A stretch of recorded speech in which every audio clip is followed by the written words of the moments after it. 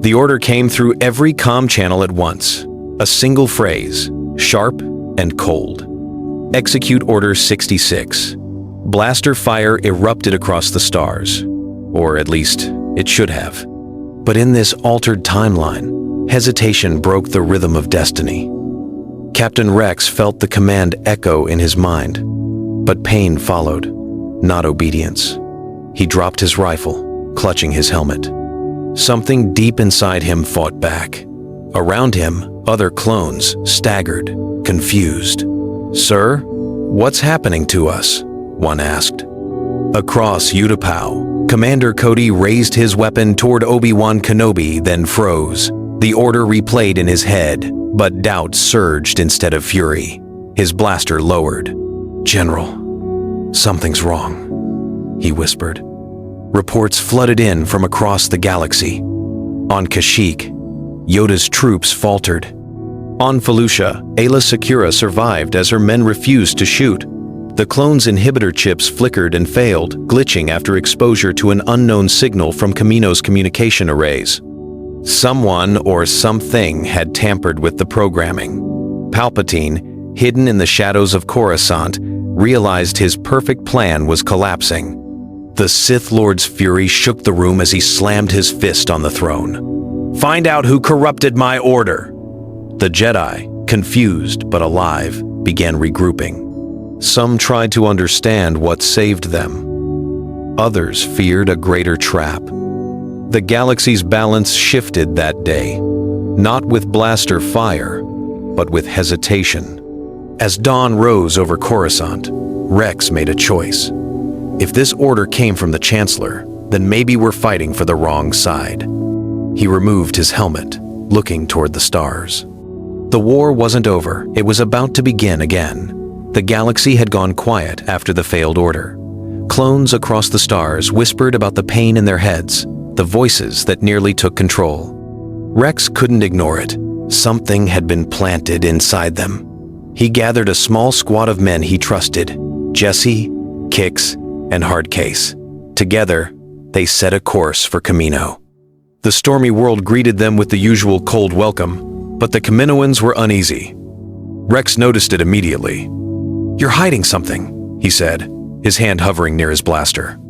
In the lower levels of Tipoca City, they found sealed doors marked restricted access by order of the Chancellor.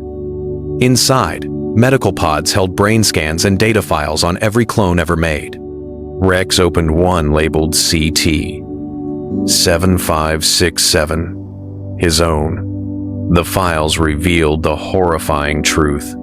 Each clone had an inhibitor chip, a microscopic implant designed to override free will and force obedience under a specific command.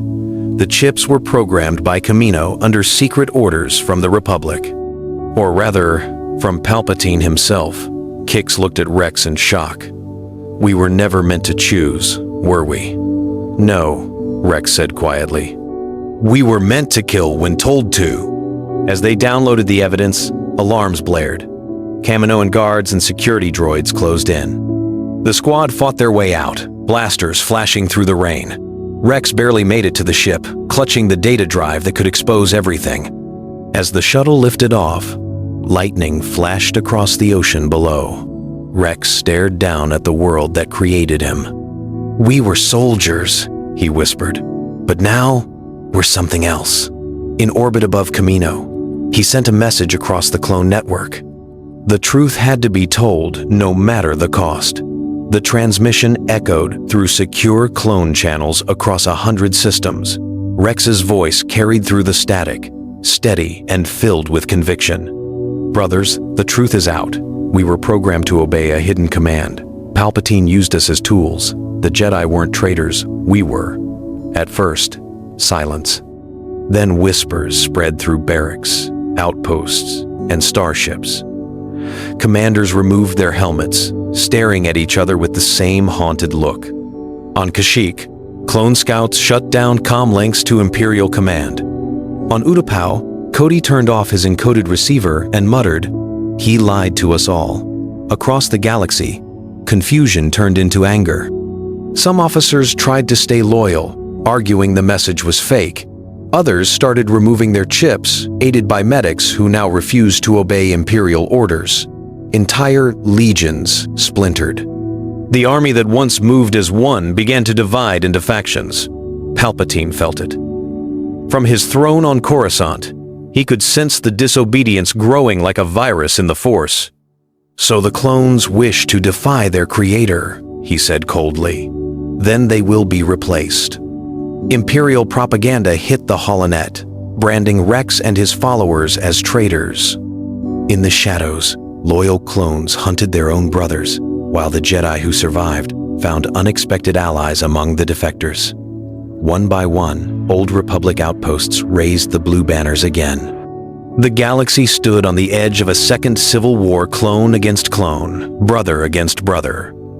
As the stars burned above Kamino, Rex watched the reports stream in. His message had worked, but he knew the hardest part was yet to come. Because the Emperor was already preparing his counterattack, Coruscant's throne room burned with red light as Palpatine's patience finally broke. His voice was low, venomous. "If the clones no longer serve me, then they must be erased." From the shadows, armored figures knelt. The Inquisitors, survivors of the Jedi Purge, had been forged into tools of fear. The Grand Inquisitor stepped forward, bowing. "We will crush this rebellion before it festers, my lord." Within days, the Empire's hunters spread across the galaxy. Their mission was simple: find the rebel clones, eliminate their leaders, and destroy anyone who helped them. The once loyal soldiers who defended the Republic were now branded as enemies of the state. On Kashyyyk, a storm raged as the fifth brother descended upon a clone outpost. He cut through the defenses with brutal precision, lightsaber spinning, deflecting blaster bolts back into terrified troops. "You chose the wrong side," he hissed. The survivors barely escaped, sending a desperate signal to Rex.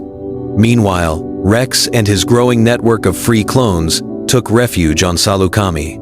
There, holograms of fallen brothers flickered beside battle maps. "He's using Jedi to hunt us," Jesse said bitterly. "No," Rex replied, staring at the stars. "He's using monsters who used to be Jedi. For every clone stronghold that fell, another rose elsewhere. Defectors joined from every system, determined to expose the Emperor's crimes. The galaxy began to see that the so-called traitor clones were fighting for the truth. But Palpatine was always one step ahead. He had another secret weapon in motion, something that would make even the Inquisitors seem merciful. As the Inquisitors closed in on Saleucami, their shuttles darkened the skies. Rex looked up, tightening his grip on his blaster. The real war was about to begin. For days, Cody couldn't shake the memory of the order that nearly made him kill Obi-Wan Kenobi. The message from Rex had confirmed his worst fear: the clones had been used. The truth ate at him until one night he made his decision.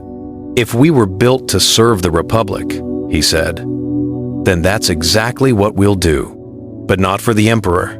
Gathering loyal men from the 212th, Cody led his transport off Utapau and into the Outer Rim. There, rumors spoke of Jedi survivors hiding from Imperial patrols. The first was Master Quinlan Vos, wounded but alive. When Cody found him on Ord Mantell, the Jedi drew his lightsaber, unsure if he could trust a clone again. Cody lowered his weapon. "We're done following monsters," he said quietly. "Let us help." One by one, more clones joined him. ARC troopers, pilots, medics, men who refused to fight their brothers or the Jedi they once respected. They called themselves the True Company. With scavenged Republic cruisers and stolen supplies, they turned abandoned outposts into hidden sanctuaries for surviving Jedi.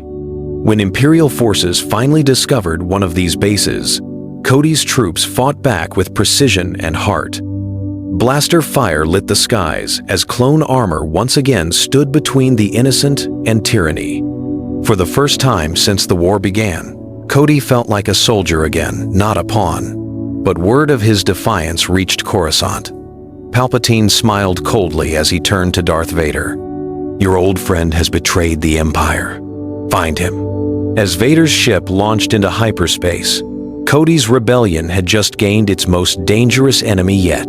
The skies of Coruscant glowed red as fire rained over the capital. Dropships screamed through the smoke, filled with clone troopers wearing battered armor, stripped of Imperial insignias.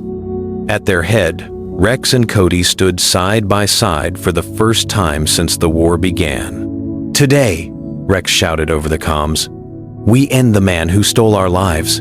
Blaster fire lit the night as clone regiments surged through the lower levels, overwhelming stormtrooper defenses. The city that once celebrated victory now trembled under rebellion. Every clone fought with purpose, not for orders, but for freedom. Inside the Imperial Palace, alarms wailed. Darth Vader stalked the halls, his red blade cutting through the first wave of intruders. "You should have stayed loyal," he growled, slicing through blaster bolts with mechanical precision. But even Vader could not stop the flood. The clones advanced floor by floor, using tactics born from years of war. ATTE walkers rolled through the plaza, firing on the palace gates. Explosions tore through marble walls as the banners of the Empire fell. Cody's voice echoed through the smoke. "For the Republic!" Inside the throne room, Palpatine watched the chaos unfold through his holographic screens. His voice hissed with calm fury. "So, the army I built now seeks to destroy me. Then let them come." Lightning flickered around his fingers. Outside, as Rex's team breached the inner gates, the Emperor's guards prepared for their final stand. The battle had reached its heart, and neither side would surrender. As the sun rose over the burning city, Vader stepped into the throne room, surrounded by smoke and death. And waiting for him was Rex.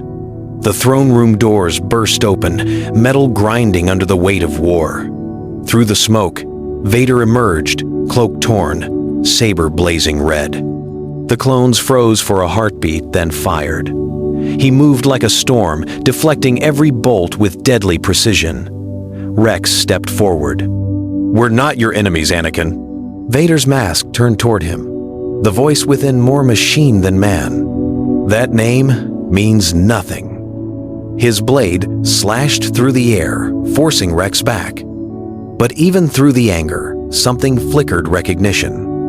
Memories of battles fought side by side, of loyalty, friendship, and trust. Cody's troops held the line, while explosions rocked the palace outside. "You're being used," Cody shouted. "Just like us." For a moment, Vader hesitated. The clones lowered their weapons, waiting. His breathing filled the silence. Inside that armor, the war between Anakin Skywalker and Darth Vader raged. Palpatine's voice whispered in his mind, cold and commanding. "End them. They are traitors." But when Vader looked at Rex, scarred, determined, unbroken, he saw something different. These weren't traitors. They were soldiers, fighting for the truth. Lightning flashed across the skyline as the Emperor entered the room. "So, my apprentice falters," his voice dripped with contempt. "Then, I shall finish this myself." Blue lightning erupted, striking clones to the floor. Rex screamed as the blast threw him back. Vader stepped between them, saber raised, blocking the lightning. The Emperor's eyes widened in fury. "This ends now," Vader said, his voice trembling between rage and resolve. Outside, Coruscant burned. Inside, the galaxy held its breath. Because in that moment, Darth Vader finally chose which side he would stand on. Palpatine's throne room shook with fury. His lightning filled the air, striking walls and soldiers alike. Vader held his ground, blocking each surge with his crimson blade. "You were supposed to be my greatest creation," the Emperor snarled. "And you were supposed to save the galaxy," Vader replied, pushing forward. The lightning faded as Palpatine stumbled back, eyes burning with hate. The clones rallied behind Vader, covering Rex and Cody as they charged the remaining guards. The air filled with smoke, screams, and the clash of blasters. For the first time, the heart of the Empire trembled. Outside, clone transports surrounded the Senate district. Holo screens across Coruscant broadcast the battle live, showing the people the truth. The Emperor was no savior, but a tyrant. The galaxy began to awaken. Vader lifted his blade, its glow reflecting against the throne.